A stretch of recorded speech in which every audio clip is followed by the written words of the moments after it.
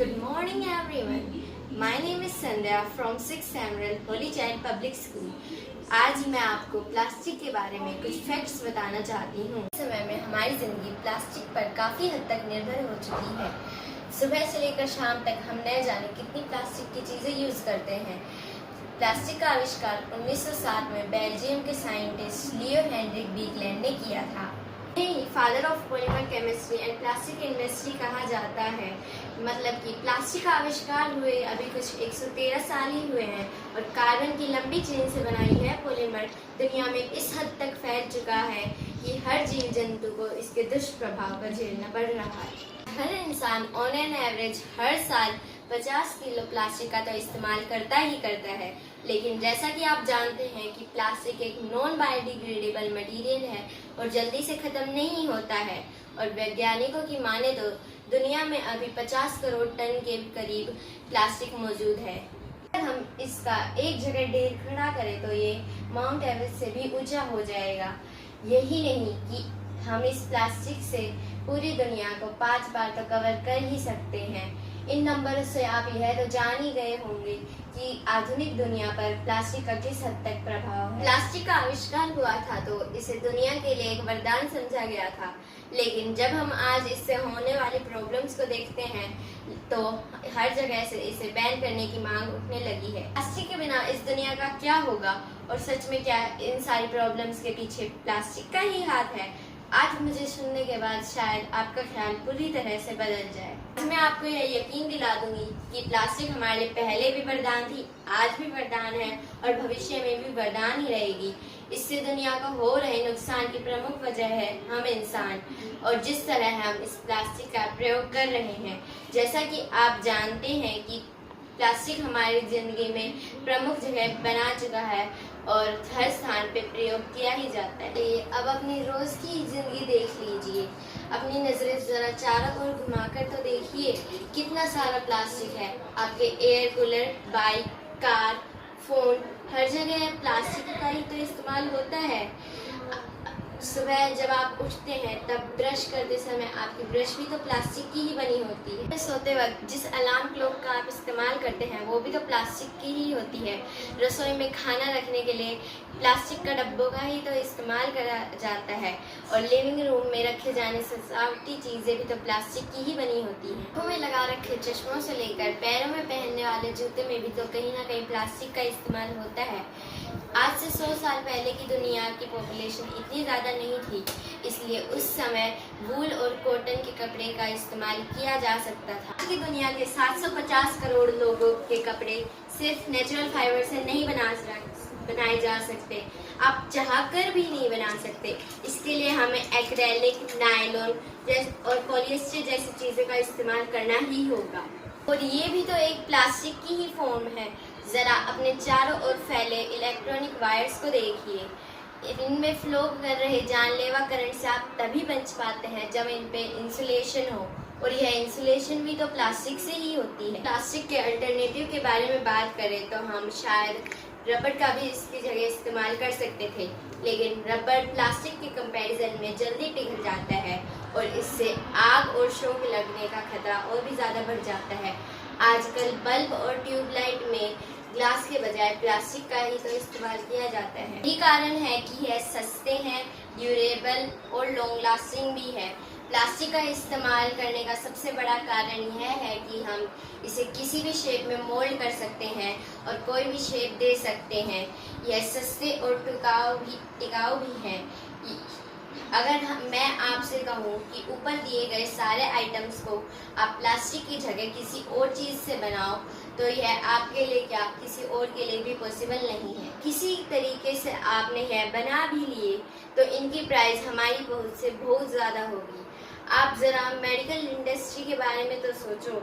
यहाँ तो दवाइयों की बोतलों से सर्जिकल आइटम्स और इंजेक्शंस तथा टैबलेट के रैपर्स, ऑक्सीजन मास्क और न जाने क्या क्या प्लास्टिक का ही बना होता है।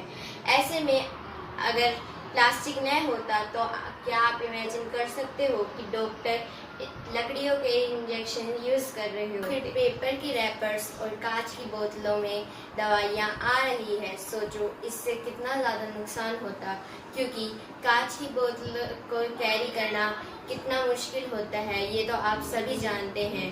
और पेपर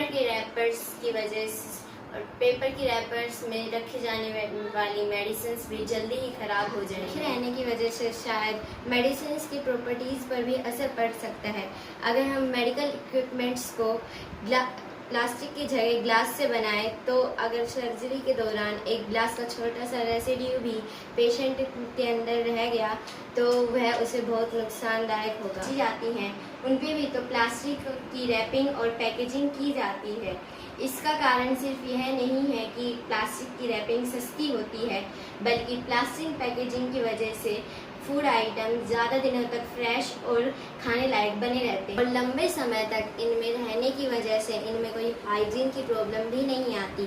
क्या आपने कभी सोचा है कि हम मार्केट में जाते समय पॉलीथीन का ही इस्तेमाल क्यों करते हैं?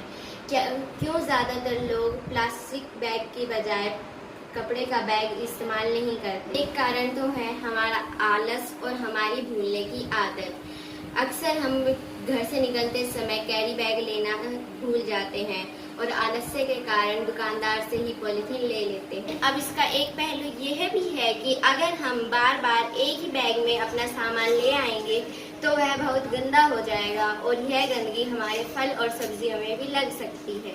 इसे बार बार धोकर इस्तेमाल करने में जो मेहनत लगेगी वो करना हर किसी के बस की बात नहीं है, लेकिन हम प्लास्टिक पॉलीथीन का यूज़ करना मिनिमाइज ज़रूर कर सकते हैं और एनवायरनमेंट को बचाने के लिए यह करना बहुत ज़रूरी है। अब क्वेश्चन यह उठता है कि हम प्लास्टिक को बैन करके क्या एनवायरनमेंट को सच में बचा सकते हैं? मतलब जैसा कि लोग कह रहे हैं कि हमें एनवायरनमेंट को बचाने के लिए प्लास्टिक को बैन कर देना चाहिए, तो क्या सच में प्लास्टिक को बैन करने से हमारा एनवायरनमेंट बच पाएगा? आप में से ज़्यादातर लोग सोच रहे होंगे कि ये भी कोई पूछने की बात है, और इसका आंसर ऑब्वियसली हाँ ही होगा, लेकिन आप यहाँ पर गलत हैं। अगर आप एक पल के लिए अपने नज़रिए को बदलते हो तो आप यह पाओगे कि असलियत में प्लास्टिक हमारे एनवायरनमेंट को बचा रहा है। आप ही सोचिए, अगर हम पैकेजिंग के लिए कैरी बैग्स के तौर पर पेपर का इस्तेमाल करना शुरू कर दें तो वो कहाँ से आएंगे? क्या उनके लिए हमें पेड़ नहीं काटने पड़ेंगे? आज इंडस्ट्रीज़ में पैकेजिंग के लिए प्लास्टिक रैपिंग और टेप्स का इस्तेमाल करा जाता है, और लेकिन प्लास्टिक के न होने पर वो कार्डबोर्ड और लकड़ी के बॉक्सेस का इस्तेमाल करेंगे। ये बेतहाशा पेड़ों को काटा जाएगा, क्योंकि कोई भी इंडस्ट्री सिर्फ और सिर्फ अपना फ़ायदा देखती है, ना कि इन्वायरमेंट का। चलो मान लेते हैं कि हम लकड़ी का इस्तेमाल नहीं करते और प्लास्टिक को मेटल से रिप्लेस कर देते हैं, तो ये मेटल कहाँ से आएगा? इसके लिए ज़मीन से ज़्यादा रिसोर्सेज को निकाला जाएगा और इसका ओवर एक्सप्लॉयटेशन निश्चित है। जाहिर सी बात है कि ना तो हम इतनी पॉपुलेशन की नीड्स को बिना प्लास्टिक के पूरा कर सकते हैं, और ना ही हमें ऐसा सोचना चाहिए। अगर हम आज प्लास्टिक को बैन कर देते हैं तो कितनी सारी इंडस्ट्रीज़ पे ताला लग जाएगा और करोड़ों लोग बेरोजगार हो जाएंगे। इसका आप और हम अंदाज़ा भी नहीं लगा सकते। अब इस पर कुछ लोग सोच रहे होंगे कि ऐसी कंपनीज को तो बंद ही हो जाना चाहिए। अच्छी बात है, आखिर वो प्लास्टिक बना ही क्यों रहे थे? तो दोस्तों, वो कोई इलीगल काम नहीं कर रहे थे। अगर प्लास्टिक बनाना गलत है तो उसको यूज़ करने वाले आप और हम भी तो उतने ही गुनहगार हुए। दोस्तों, हर साल प्लास्टिक को जलाने के कारण भारी मात्रा में CO2 प्रोड्यूस होता है, जो कि ग्लोबल वार्मिंग के प्रमुख कारणों में से एक है। एक रिपोर्ट के मुताबिक हर साल 10 लाख से ज़्यादा जानवर और बर्ड्स प्लास्टिक पोल्यूशन के कारण अपनी जान गंवा देते हैं। ये तो सिर्फ ज़मीन और आसमान में रहने वाले जीवों की बात हो रही है, लेकिन अगर हम ओशंस की बात करते हैं तो यह नंबर बढ़कर 10 करोड़ जीवों की मौत तक पहुंच जाते हैं। मतलब हम प्लास्टिक का इस्तेमाल तो कर रहे हैं ज़मीन पर, तो उसकी वजह से सिर्फ केवल 10 लाख जानवरों की मौत होती है, लेकिन ओशंस जहाँ पर प्लास्टिक का इस्तेमाल भी नहीं किया जाता वहाँ पर तो 10 करोड़ जानवरों की मौत हो जाती है। इसकी सबसे बड़ी वजह है वो 50 लाख टन से भी ज़्यादा प्लास्टिक वेस्ट जो हर साल समुद्र में फेंका जाता है। प्लास्टिक वेस्ट के कारण हमारा ड्रेनेज सिस्टम भी चौक हो जाता है और रेनी सीजन्स में मोस्टली इसी के कारण बाढ़ आती है। मिट्टी में डिकम्पोज होने के लिए छोड़ दिया गया प्लास्टिक उस मिट्टी की क्वालिटी को भी कम कर देता है और जाहिर सी बात है वो डिकम्पोज भी नहीं होता। लेकिन इन सब का कारण है क्या?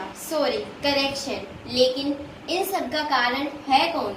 क्या प्लास्टिक अपने आप सीवेज लाइंस में जाके फंस जाता है या फिर अपने आप ओशंस में चला जाता है?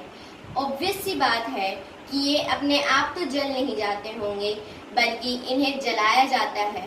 अगर हम इंसान इसका प्रॉपर डिस्पोजल करें और इन्हें कहीं पर भी न फेंके तो इन सारे कारणों को रोका जा सकता है। प्लास्टिक के कारण से हमारे लाइफ सिर्फ इजी ही नहीं हो रही, बल्कि हमारे वैल्यूएबल रिसोर्सेज का भी ओवर एक्सप्लॉयटेशन होने से बच रहे हैं, जिसकी वजह से अल्टीमेटली हमारी धरती की लाइफ बढ़ रही है। अगर हम इंसान सही से इसका इस्तेमाल करें, जितना हो सके प्लास्टिक के एक आइटम को बार बार इस्तेमाल करने की कोशिश करें, इसका प्रॉपर डिस्पोजल करें और इस छोटे छोटे प्रॉफिट के चक्कर में इसको जलाने से बचे तो प्लास्टिक हमारे लिए वरदान साबित होगा, क्योंकि प्लास्टिक के बिना ना तो आज को इमेजिन किया जा सकता है और ना ही फ्यूचर को। और इसको कंप्लीट बैन करना तो सोचना भी गलत है। मतलब कि मेरे कहने का मतलब यह है कि हमें प्लास्टिक का कंप्लीटली बैन नहीं करना चाहिए, बल्कि इसका यूज़ मिनिमाइज करना चाहिए। Thank you for watching my video. Stay home, stay safe, stay healthy. Thank you.